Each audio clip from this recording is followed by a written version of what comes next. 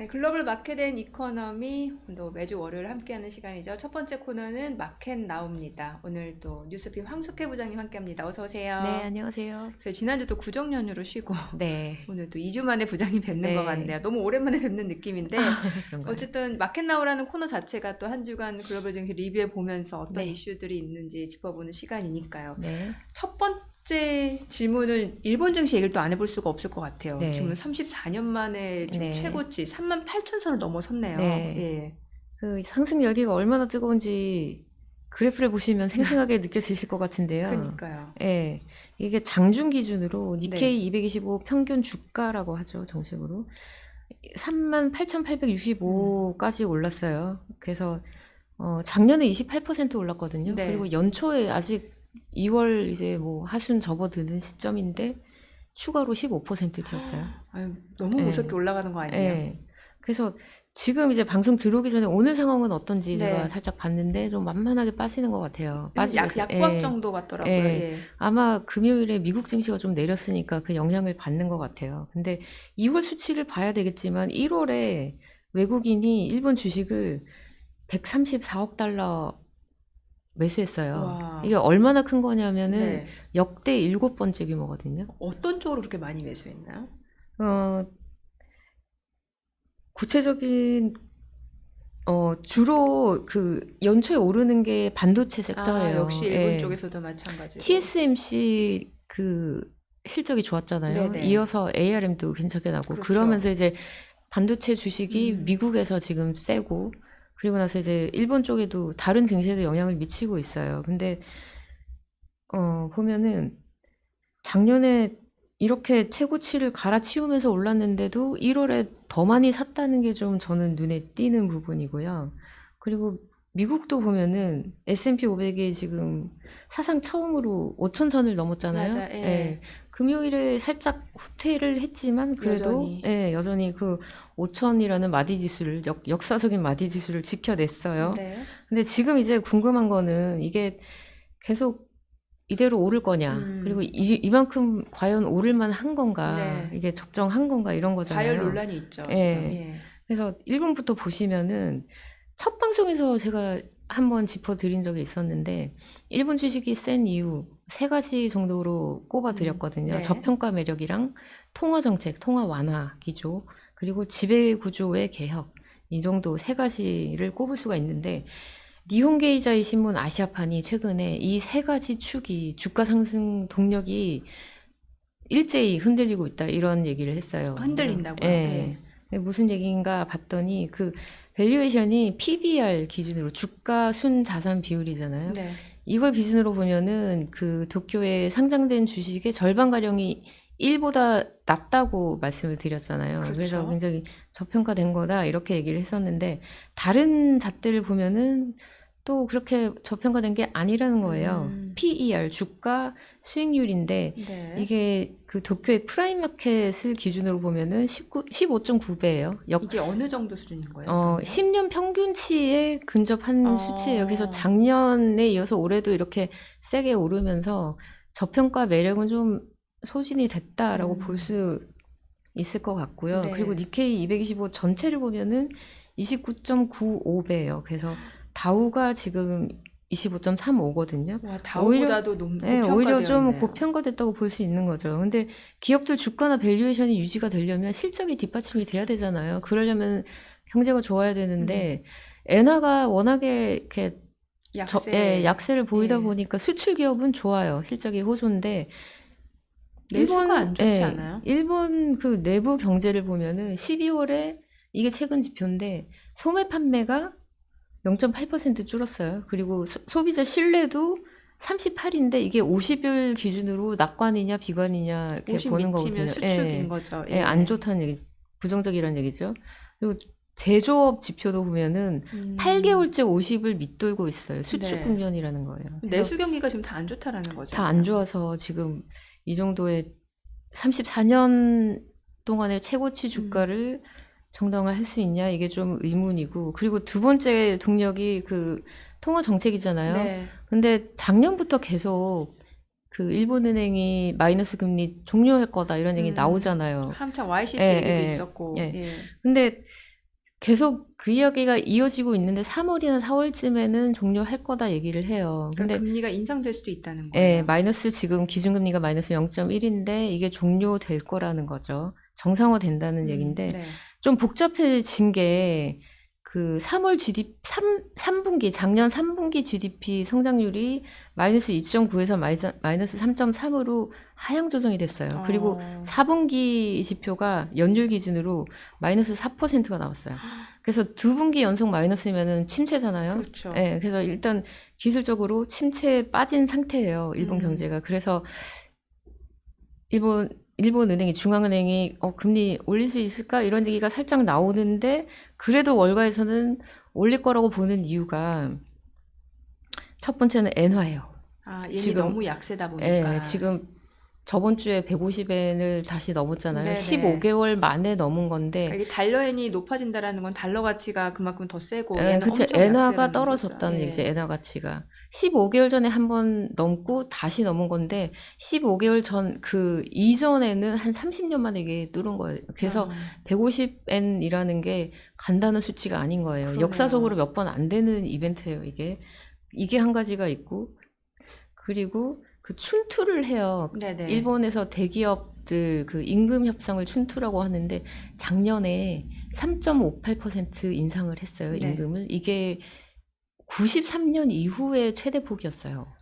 그리고 이번에도 지금 하고 있는데 3월에 나올 텐데 이번에도 그 정도로 세게 올릴 거라고 얘기를 해요. 그래서 임금이 오르면은 인플레 자극을 하잖아요. 그렇죠. 그래서 이런 논리로 그 BOJ가 마이너스 금리 종료할 거다 이런 의견들이 많아요. 핀코가 최근에 낸 보고서를 보면은 3월에 네. 0%로 올리고 그리고 나서 연말까지 가면은 0.25%까지 오를 거다 이렇게 전망을 하고 있고요. 네. 그리고 BOJ 정책 중에 금리만 문제가 되는 게 아니라 ETF 그 상장 지수 펀드라는 거를 주식형을 사고 계속 매입을 하고 있거든요. 그래서 BOJ가 ETF를 사는 거지만 결국은 주식을 사는 거잖아요. 그렇죠. 그래서 일본은행이 들고 있는 주식이 전체 상장된 물량 중에 7%나 돼요. 꽤 높네요. 큰 손인 거죠. 예. 근데 1월 통화정책 회의 때 이거를 ETF 매입을 계속 할 건지 말 건지 이거 우리가 논의를 해보겠다 이런 얘기를 했거든요. 그래서 만약에 ETF 매입을 줄이거나 종료하거나 이러면은 주식시장에 꽤나 직접적인 타격을 줄 수가 있다는 거죠. 그래서 이런 부분도 좀 살펴보셔야 되고 그리고 베런스 아시아에 윌리엄 패색이라는 주필이 계시는데 네. 이분이 원래는 블룸버그에서 아시아 쪽 칼럼니스트로 꽤나 유명했어요. 지금 베런스에 계시는데 최근에 어떤 글을 썼냐면 정치권 리스크가 주식의 악재라는 거예요. 네. 무슨 얘기냐면 기시다 내각의 작년 말 기준으로 지지율이 17%밖에 안 됐어요. 예. 우리나라 지금 30%안 되는 거 가지고 말이 많잖아요. 17%면 정말 바닥이거든요. 근데 이게 왜 주식시장의 악재냐 보면 그 자민당이 2012년에 빅뱅이라는 거를 앞세워서 그 집권 여당이 됐단 말이에요. 네. 그리고 나서 2014년부터 진짜 빅뱅, 일본으로서는 빅뱅이라고 할 만한 정책들을 계속 꺼냈어요. 기업들 ROE, 자기자본 이익률이라고 하죠. 이거를 대폭 높이게 만들었고 그러면서 주주 환원을 적극적으로 하라고 장려를 했어요. 그리고 외국인 투자자들이 일본 주식 생각하면 좀 싫어했던 부분이 지배구조거든요. 네. 그래서 이거를 좀 개선하기 위해서 순환 출자를 끊어내기 시작했고 그리고 사회 이사를 대폭 강화하고 이런 노력들을 했어요. 그래서 워렌 버핏이 그 종합상사 5개 회사 지분을 매입했잖아요. 이게 맞아요. 예. 그냥 뭐 저평가돼서 산 게 아니라 이런 노력들이 이루어지면서 결실을 맺은 거였거든요. 근데 17% 이런 지지율 가지고 지금 개혁이 끝난 게 아닌데 계속 해나갈 수 있냐 이런 좀 걱정이 들기 시작하는 거고 네. 그러면서 그 자민당이 정책적으로 이렇게 끌고 온 게 아니라 BOJ에 굉장히 의존한 부분이 커요. ETF 샀다 그랬잖아요. 네네. 그리고 마이너스 금리 계속 하고 있잖아요. 이런 걸 통해서 금융시장을 부양하고 있는데 이거에 굉장히 의존을 했다는 거죠. 자민당이. 근데 이런 이런 문제 때문에 생긴 부작용이 뭐냐면은 좀비 기업이라는 게 25만 개나 생겼어요. 그럼 그거는 파산은 시간 문제 아니에요? 그쵸. 그 좀비 기업의 뭐 정의를 하자면 일단은 이익을 못 내요. 네. 적자 기업이고 그러면서 기업이 그 경영을 하려면 최소한의 운전 자본이라는 게 필요하잖아요. 직원들 임금도 줘야 되고 원자재도 사서 뭘 만들려면 사야 되고 운송 비용도 들어가고 이런저런 비용이 드는데 그 정도의 기본적인 자금조차도 확보를 못한 상태. 그리고 그 부채 원리금 상환은 당연히 어렵고 그래서 퇴출이 돼야 되는 기업인데 네. ETF 사주고 뭐 마이너스 금리 하고 이러면서 살아남게 연명을 하게 네. 내둔 거죠. 근데 지금 마이너스 그 금리를 올리고 그러면서 ETF를 만약에 뭐 안 사기로 한다 이러면은 이런 기업부터 줄줄이 파산을 할 수 있다는 얘기죠. 그러면은 34년 내 그 최고치까지 오른 주가가 더 오를 수 있을까? 이게 유지가 될까? 이런 의문이 생긴다는 거죠. 지금 우리 부장님 얘기를 좀 들어보니까 사실 일본 내수 경기만 놓고 봤을 때는 BOJ가 금리 정상화 쉽지 않을 수도 있는데 지금 뭐 춘투 앞두고 있다 보니까 네. 인플레이션 압력도 있고 또 뭐 BOJ에서 사들였던 그 ETF 이게 사실은 유동성 증가로 이어질 수밖에 없는 그쵸. 건데 이것도 ETF를 더 이상 매입 안 하게 되면은 시중 유동성도 줄어들게 네. 되고 이러면 진짜 자산 가격의 거품이 좀 꺼지는 순간이 올 수도 있겠네요. 네. 예. 자, 그럼 이번에 미국 좀 여쭤볼게요. 네, 지금 앞서 미국은 뭐 예. 다들 아시겠지만 M7이라는 그 유명한 대장주들. 네, 예. 또 이번 주 엔비디아 실적 발표도 있잖아요. 네. 예. 그 7개 종목이 끌고 왔었고 올 들어서는 좀 이렇게 희비가 엇갈리긴 해요. 테슬라가 빠지고 애플도 좀 부진하고 그러면서 오히려 또 일라이 릴리가 M7에 들어가야 되는 거 아니냐는 예. 얘기도 나올 정도예요. 그 다이어트 뭐 예. 이런 것 때문에 그래서 그 AI랑 생명공학, 반도체 이런 섹터들이 강하단 말이에요. 네. 근데 최근에 굉장히 재밌는 보고서가 하나 나왔어요. 어떤 저번 거예요? 주 목요일에 나왔는데 13F라는 보고서예요. 이게 뭐냐면은 미국 증권거래위원회에서 운용 자산이 1억 달러 넘는 투자자들, 주로 기관이에요. 네. 헤지펀드 같은 그런 기관들한테 한 분기, 매 분기마다 어떻게 자금을 운용했는지 보고를 하라고 해요. 그래서 이 보고서를 통해서 큰 손들이 뭘 사고 뭘 팔았는지 이게 드러나는 거예요. 그래서 이번에 이제 나온 게 작년 4분기 운용 보고서가 나온 거예요.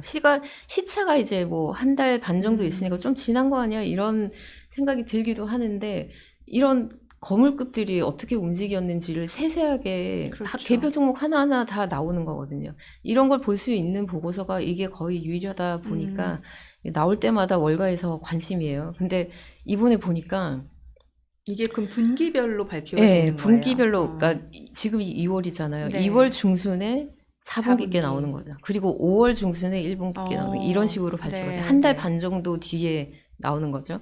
이번 보고서를 보니까 M7 그 빅테크들을 팔았어요. 큰 손들이. 그 다니엘 선다임이라는 N1 캐피털이라는 그 헤지펀드 대표인데 네. 이 업체에서 가지고 있던 엔비디아를 예, 전량 팔았고요. 필립 라퐁이라고 코트 매니지먼트라는 그 헤지펀드가 있어요. 여기서는 네네. 또 4% 팔았어요. 데이비 테퍼라는 국내에서도 꽤나 인지도가 있는 분인데 아팔루사 매니지먼트 대표거든요. 여기서도 팔고 왜 팔았는지 네. 궁금하잖아요. 그러게요. 예, 엔비디아 주가 그래프를 보면 좀 감이 오실 거예요. 이렇게 올라도 되나 싶게 올랐거든요. 네네. 작년에 240% 뛰었고, 그리고 올 들어서도 불과 뭐 한 달, 2달도 채 안 되는데 50%더 올랐어요. 그러면서 시가총액이 아마존도 제치고, 알파벳도 제쳤어요. 간밤엔 또 알파벳은 또 5위로 내려가고 아마존 4위로 가고 네. 3위가 엔비디아하고 이렇게 그러니 됐잖아요. 예. 이렇게 이게 도대체 정상적인 주가 맞나 하는 생각이 들잖아요. 오죽하면은 그 시스코 주가 차트랑 비교하시는 분들도 꽤 예, 있어요. 그 닷컴 버블 그 예, 당시에. 예. 그리고 저는 이 그래프 보면서 우리나라 그 2020년 그리고 21년까지 아파트 가격 올랐던 그 그래프랑 그래프야. 좀 비슷하지. 저는 보면서 그게 생각이 났어요. 지금 어. 집값이 어떻게 됐는지 네네. 생각해 보시면 그 앞으로 당시와. 뭐 직접적으로 비교 대상은 아니지만 네네. 이게 이 그래프가 좀 정상적으로 보이진 않잖아요. 근데 이걸 좀 더 이렇게 그 논리적으로 좀 따져 보면은 네. 주가를 평가하는 모델이 여러 개가 있는데 그중에 DCF라는 게 있어요. 이건 뭐예요? 예, DC? 현금 흐름 할인 방식이라는 모델이에요. 이게 기업이 앞으로 현금 흐름을 얼마나 창출할 건지, 앞으로 몇 년간 얼마나 창출할 건지를 예상치가 있어요. 네네. 이거를 현재 가치로 할인을 해서 예, 그거를 지금 주가랑 비교를 해보는 거예요. 그러면은 주가가 적정한지 고평가인지 저평가인지 이런 게 나오는데 그 영국 FT에서 파이낸셜 타임스에서 분석한 걸 보면 네. 지금 현재 엔비디아 주가와 밸류에이션이 유지가 되려면 예. 앞으로 10년 동안 영업이익률이 55%까지 띄워야 된다 이런 결론이 나와요. 그리고 매출액은 지금 연간 한 600억 달러 정도 되는데 네. 10년 10년 동안 10배가 늘어나야 된다는 거예요. 근데 이게 얼마나 현실적인 건가를 예. 따져보면 반도체 산업협회라는 데가 있어요. 네. 여기서 작년에 전 세계 반도체 칩을 얼마나 팔았나 이걸 봤더니 5,270억 달러 이렇게 나왔어요. 와, 그럼 전체 반도체 그 매출보다도 예, 뛰어넘어야 그러니까 된다. 작년 전체 전 세계 판매보다 10년 뒤에 더 많이 팔아야 된다 이런 얘기가 되는 거죠. 근데 이게 가능할까? 이거를 판단해 볼 수 있는 그 보고서가 다른 데서 나왔는데 네. D.A. 데이비슨이라는 그 투자은행이에요. 결론부터 말하면 이 업체에서는 엔비디아 주가 44% 떨어질 거다 이렇게 얘기를 해요. 아, 그래요. 왜 그러냐면 경쟁이 너무 지나치다는 거예요. 경쟁이 지금은 엔비디아가 거의 뭐 생성형 AI 칩에서는 독주를 하고 있는데 네. 이게 한 5년, 10년 뒤에도 지속이 되기는 어렵다는 거죠. 왜냐하면 AMD라는 회사 들어보셨잖아요. AMD 지금 그렇죠. 예. 후발주자 업체로 지금 열심히 추격하고 있잖아요. 엔비디아 대항마로 MI300X라는 칩을 만들었어요. 그리고 작년부터 양산을 시작해서 지금 판매량을 늘리고 있어요. 생산을 네네. 늘리고 있어요. AMD는 우리가 만든 칩이 엔비디아 거보다 훨씬 빨라. 성능 더 좋아. 이렇게 얘기를 해요. 그리고 인텔도 가우디 3라는 칩을 네. 지금 개발하고 있고요. 그리고 반도체 업계 내에서만 이런 게 아니라 마이크로소프트랑 뭐 메타 이런 다 업체들이 자체, 자체 칩을 만들겠다 이러고 나오는 거죠. 아니 그래서 또 보니까 소프트뱅크에서도 지금 예, 1,000억 달러 예, 1,000억 달러 예. 얼마 전에 그 발표했죠. 반도체 투자 예. 소식 나오고.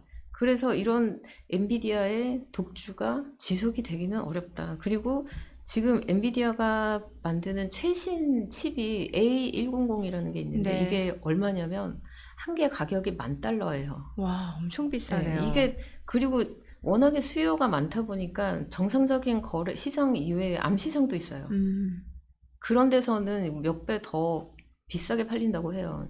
이렇게 가격이 뛴 게 그래도 팔리는 게 기업들이 너도나도 생성형 AI 하겠다 이러면서 이제 칩 수요는 많단 말이에요. 아직 근데 대학만은 없고. 예, 근데 대학만은 없고 만들어내는 건 한계가 있고 이러다 보니까 가격이 이렇게 오른 건데 엔비디아가 문제는 만들어낼수록 공급이 늘어나는 거잖아요. 그렇죠. 예, 만들수록 자체적인 가격 결정력이 좀 떨어지는 이런 아이러니가 발생한다는 거죠. 그래서 이 데이비스는 44% 빠질 거다 이렇게 얘기를 해요.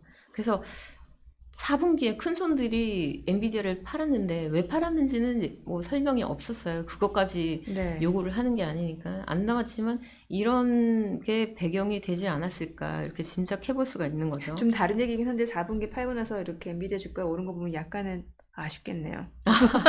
그렇잖아요. 네, 그렇게 볼 수는 있죠. 네. 가지고 있었으면 50% 먹었을 텐데. 네. 근데 저 사람들이 그러면은 잘못 판단한 거 아니야? 이럴 수도 있는데 이만큼 거대한 자산을 이룬 그 운용사가 팔았다 그러면은 왜 팔았을까 한 번쯤 생각해 볼. 그렇긴 하죠. 예.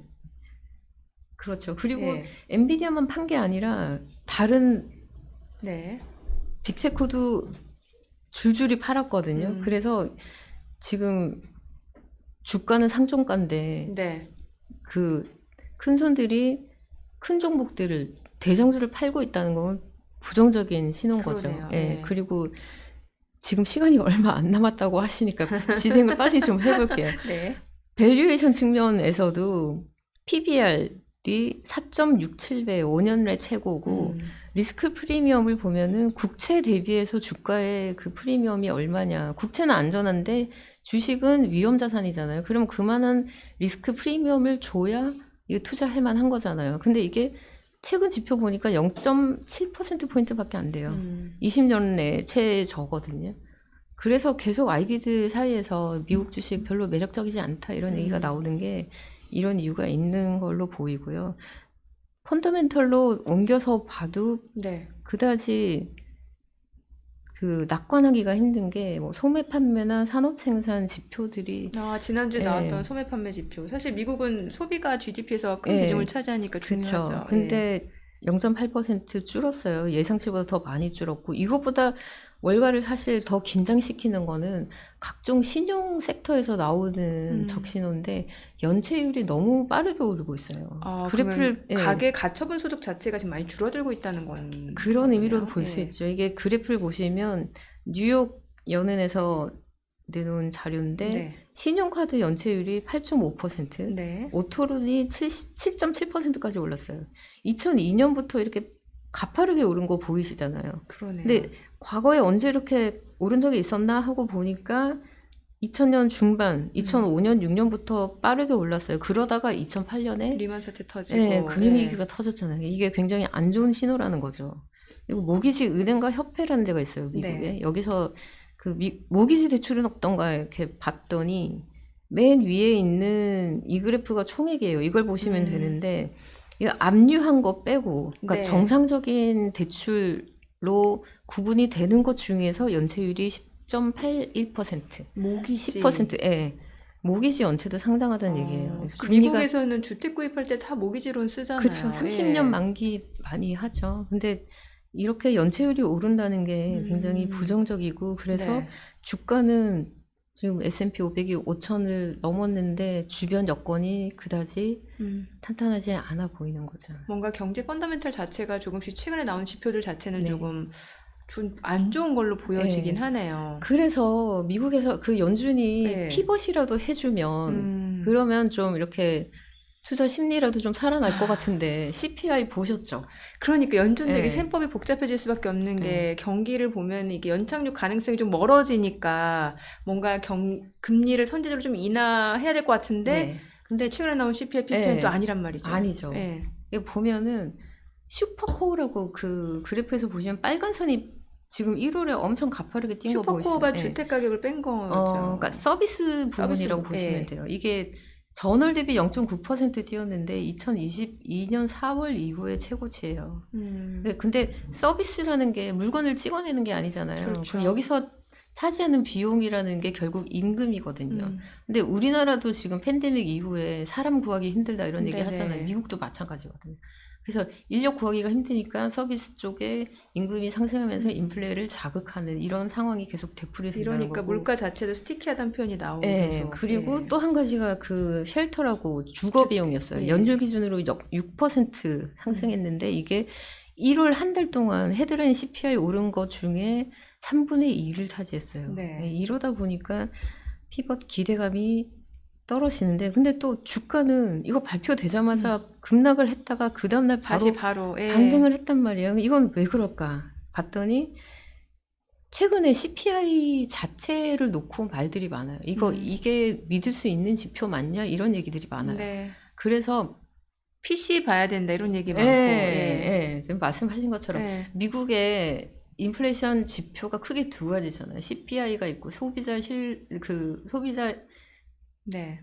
가격 지수가 CPI, 있고, 예. 예, 그리고 하나가 PCE, 개인 개인 소비 소비 지출이라는 예. 건데, 이 두 가지의 격차가 점점 더 커지고 있어요.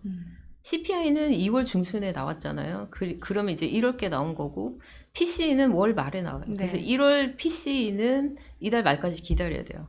그래서 같은 기간을 두고 두 가지를 비교해 볼 수 있는 게 12월이잖아요. 가장 네. 최근 게.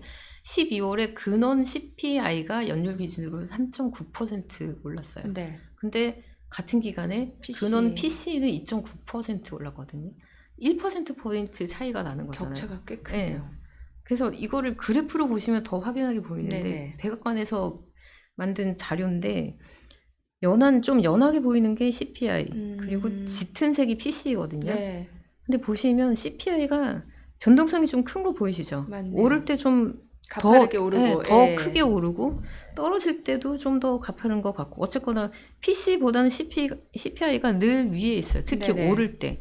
이게 제일 커졌던 게 언제냐면 재작년이에요. 2022년 6월에 CPI가 연율 기준으로 9.1% 올랐어요. 미국 물가가 9.1% 오른다는 건 좀 상상이 힘든데 이게 한 3년 내 최고치. 가파르게 예. 올랐네요. 이때 PC는 한 7% 정도밖에 안 올랐거든요. 참 이게 어떤 기준에서 차이 때문에 네, 그런가요? 왜 이렇게 격차가 한 나라의 물가를 보는 지표가 왜 이렇게 다르지? 예. 이게 의문점이 생기잖아요. 그래서 공부를 좀 하면, 그러면은 이제 그 지표가 나올 때 그냥 단순하게 수치만 보고 넘어갈 게 아니라 그렇죠. 배경 지식이 있으면 예. 좀 더 이해하는 깊이가 좀 더 깊어질 수 있잖아요. 네. 그래서 공부를 좀 해보면 CPI는 일단 그 발표하는 부처가 달라요. CPI는 미국 노동부에서 발표를 하고 PC는 상무부 산하의 경제분석국이라는 부처가 있어요. 여기서 네네. 발표를 해요. 그래서 부처가 다르다 보니까 물가를 바라보는 관점이 좀 다를 수 있겠죠. 그래서 연주는 PC를 더 좋아하나 보네요. 네, 좀 더 이렇게 들어가 보면은 네. 일단은 부처가 다르고 두 번째는 공식이 달라요. 어떤 공식을 가지고 이걸 집계를 하는 거거든요. 네. 그냥 주묵구구가 예. 아니고. 근데 그 첫 번째 공식을 보시면 이게 라스파이레스라는 공식인데 말이 좀 어려운데 이거 네. 만든 사람 이름을 붙여서 이렇게 불러요. 굉장히 어렵고 복잡해 보이는데 개념은 간단해요. 그 기준 시점, 그러니까 과거에 네. 구입했던 물건을 지금 비교 시점이죠. 지금 현재 똑같은 양만큼 똑같은 양으로 사면은 이게 과거 그 기준 시점 비교해서 비용이 올랐을까 떨어졌을까 이걸 보는 거예요. 네. 예. 이게 라스파이레스식이고 CPI는 이 공식으로 산출을 해요. 네. 근데 문제가 뭐냐면은 이게 물가를 과대평가하는 측면이 있어요. 왜냐하면 소비자들은 영리하잖아요. 예. 물가에 얼마나 민감해요. 그렇죠. 그래서 가령 소고기 값이 오르면 굳이 소를 먹어야 되는 건 아니잖아요. 그래서 대체제를 찾죠. 예, 돼지고기나 뭐 닭고기나 다른 걸로 옮겨가잖아요. 근데 이 CPI를 산출하는 이 라스파이레스식이라는 이 공식은 이거를 반영을 못 한다는 거예요. 아. 대체제나 소비자들의 행태 이런 부분을 반영하지 못해요. 그래서 그 제안으로 생각해 볼 수 있는 게 파쉐식이라는 게 있어요. 네. 다른 공식인데 이 공식도 복잡해 보이는데 반대 개념이라고 생각해 보면 돼요.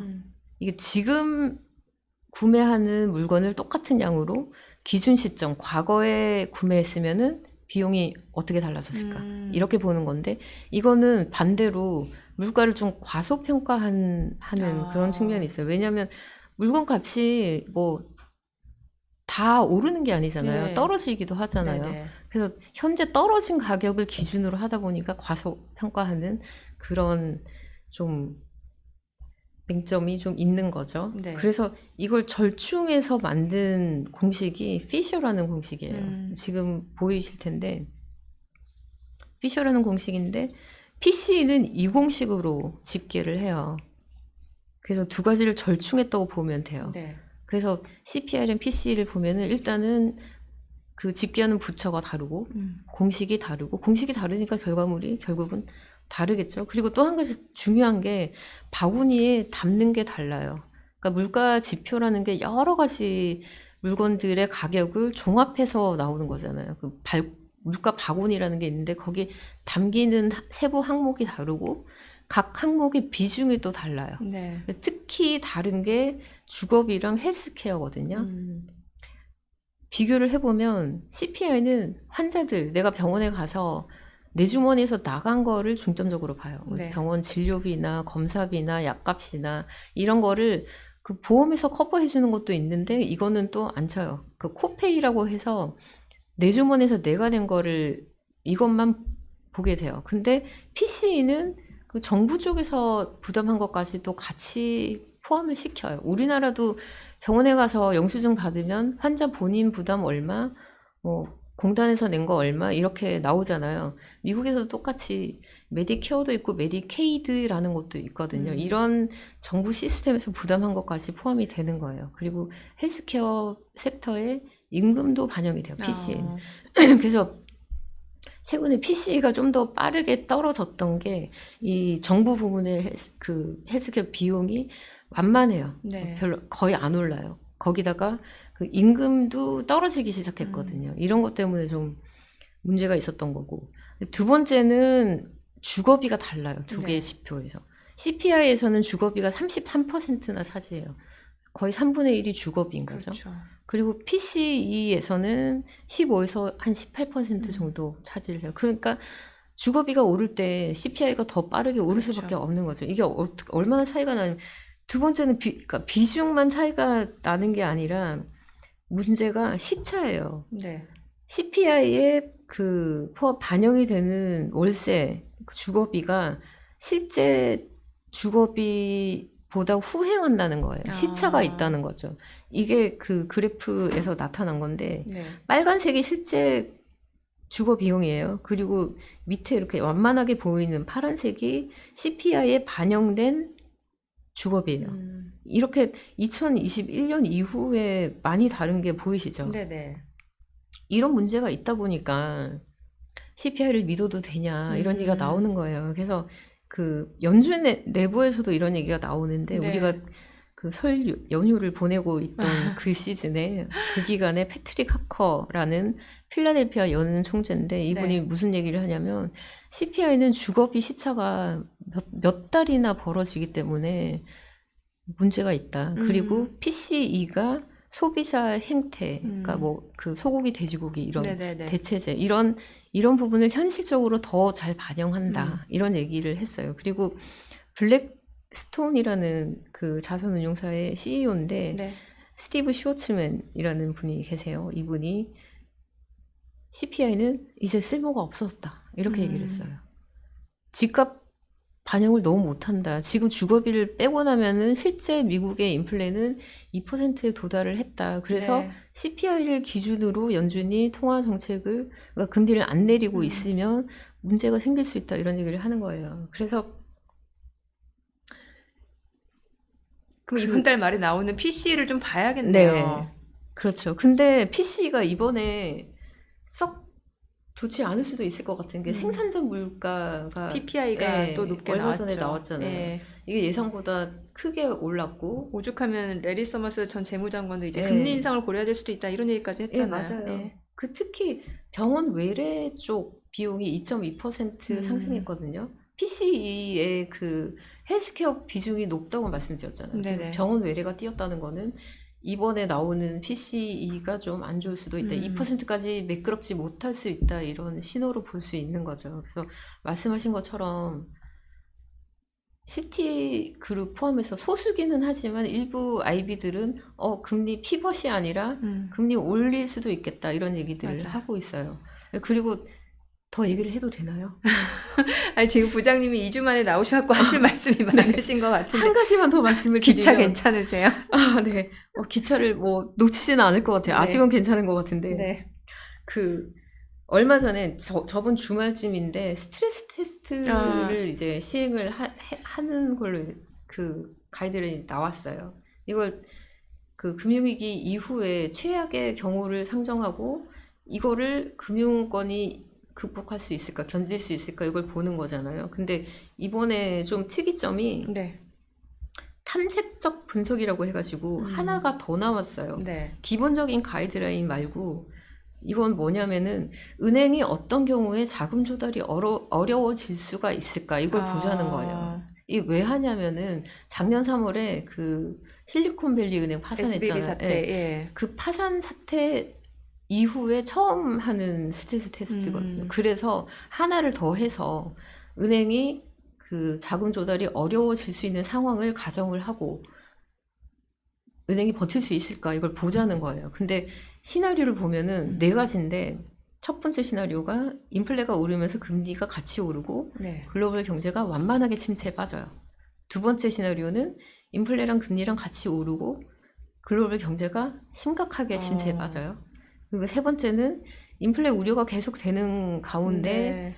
대형 헤지 펀드 5개가 파산을 하고 그리고 전 세계 주요국이 침체에 빠져요. 네. 마지막 시나리오는 대형 헤지 펀드 5개가 파산하면서 미국을 포함해서 주요국이 좀 심하게 네. 침체에 빠지는 그런 건데 이게 눈에 띄는 게 네 번째 마지막 시나리오를 빼고 세 가지 모두 인플레이션 상승이라는 거를 물가 잡기가 쉽지 않나 넣었잖아요. 보네요. 그만큼 연준이 아직 인플레에 대해서 안심하지 못하고 있다. 네. 이런 걸 드러내는 간접적으로 볼 수 있는 거죠. 그래서 피벗이 연초에 생각했던 것만큼 쉽지 좀 많이 않겠다. 늦어지고 있죠, 시기 예, 자체가. 월가에서도 그 기대치가 확 떨어진 게 네. 3월 동결 가능성이 90%예요. 음. 확실시 되고 있죠. 네. 되고 있다는 얘기고 5월 동결 가능성도 원래 39% 정도 되는데 이게 65%까지 뛰었어요. 이러다가 진짜 금리 인상 가능성 얘기도 나중에 계속 나올 수도 있겠네요. 물가가 계속 불안정하면 그럴 수도 있겠다 생각이 들어요. 그리고 마지막으로 네. 그 앞에서 말씀하신 것처럼 엔비디아 음. 실적이 21일에 나오잖아요. 그렇죠. 우리 시간으로 목요일 오전이면 알 수 네. 있겠네요. 예. 이게 아마 분수령이 될 것 같아요. 그러네요. 그 연초 이후에 50% 과열 논란, 고점 논란이 있다 뛰었고 보니까. 4분기에 큰 손들은 이미 팔았고 그래서 실적 발표 후에도 엔비디아가 계속 오를 거냐 이게 초미의 관심사고 네. 이번 실적 발표가 굉장히 증시 전반에도 분수령이 될 수가 있을 것 같은 게 TSMC 그 실적 나오고 나서 반도체가 많이 필라델피아 올랐잖아요. 반도체 지수 많이 올라가고. 일본까지 떴잖아요. 예, 예. 그래서 엔비디아 실적이 그 증시 전반에 걸쳐서 중요한 잣대가 될 수 있을 것 같아요. 때마침 그때도 1월 FOMC 의사록도 공개되고. 네네, 맞아요. 그러네. 이번 네. 주가 좀 중요한 변곡점이 네, 될 수도 바쁠 것 있겠네요. 같습니다. 부장님 오늘 내용 잘 들었습니다. 네, 고맙습니다. 감사합니다. 네.